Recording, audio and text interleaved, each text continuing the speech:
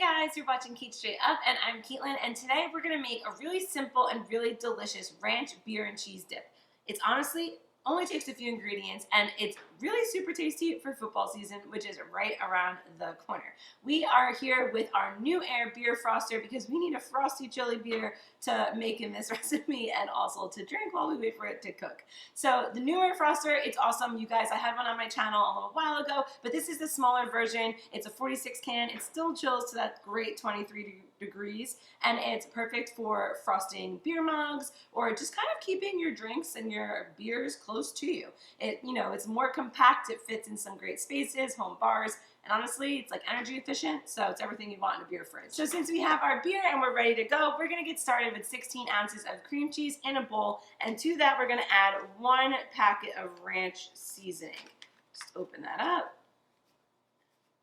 After that, we're gonna just add 2 cups of a shredded cheddar,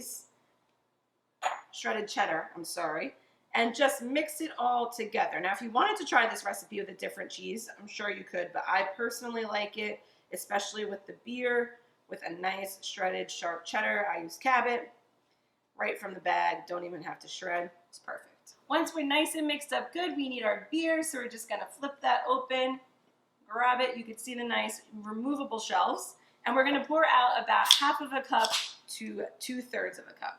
Then we're gonna go back to our dip here and add the beer right in. I'm just using an anytime, anywhere lager. So, any beer that you want.